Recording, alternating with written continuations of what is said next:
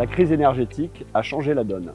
Début 2022, l'industrie immobilière avait des contraintes concernant la loi climat et résilience, le décret tertiaire pour les bureaux, la taxinomie au niveau européen, c'est-à-dire des exigences de vision et de plan de progression pour rendre nos actifs immobiliers les plus vertueux possibles d'un point de vue consommation énergétique notamment. Aujourd'hui, le prix de l'énergie, l'inflation, la remontée des taux vient de basculer l'univers immobilier dans un mode très court terme, c'est-à-dire qu'aujourd'hui on est déjà dans une logique d'accélération de nos impacts et de nos missions et de notre asset management au niveau de l'intégralité de notre parc immobilier. Pourquoi il y a une accélération?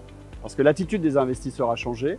Tout le monde s'oriente vers des actifs labellisés ou tout le monde se défie et en tout cas se dévie des actifs passoires thermiques. Donc ça fait une vraie différence en termes d'attractivité d'immobilier. Ça c'est le premier point. L'autre point, c'est que l'attitude des banquiers a changé.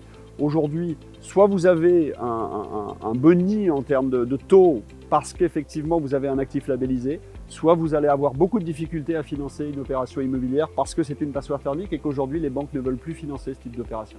Donc sur l'impact des actifs immobiliers à court terme, ça va être effectivement des sujets de travaux, des sujets de rendement. Pourquoi? Parce qu'on avait tous des plans de progression, en tout cas tous les fonds ISR ont des plans de progression à 3 ans, à 5 ans et à 10 ans. Et donc on avait embarqué dans tous nos business plans des travaux. Ces travaux viennent de nous coûter beaucoup plus cher qu'il y a 12 mois. Et donc ça, c'est un impact déjà très clair sur les rendements à court terme. À moyen et long terme, ça va être un sujet plutôt de valorisation. Et c'est là où on va voir une vraie différence et c'est là où on voit un vrai écart dès aujourd'hui et c'est là qu'il y a un impact de la crise énergétique.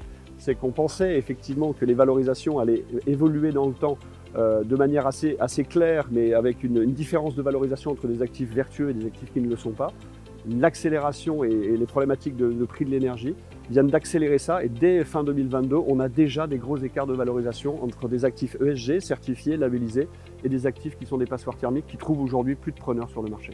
Aujourd'hui, les gestionnaires d'actifs s'organisent effectivement sur ces deux pôles-là, c'est-à-dire soit ils se concentrent sur la gestion de leur stock avec un regard beaucoup plus critique sur l'évolution de leurs actifs immobiliers dans le temps, et ça va être effectivement un point très important. Donc on va screener l'intégralité de nos actifs, en tout cas c'est ce que tout le monde a fait depuis 12 mois et voire un petit peu plus. Les actifs que l'on va garder en portefeuille et que l'on va faire évoluer, voire que l'on va reconfigurer en termes de travaux. Les actifs que l'on va acheter encore aujourd'hui, qui vont être des actifs plutôt vertueux et plutôt neufs, en règle générale, et les actifs dont on va se séparer. Pourquoi? Parce qu'aujourd'hui, ça fait partie des actifs qui vont nous coûter très cher et encore plus avec les augmentations de prix de matières premières.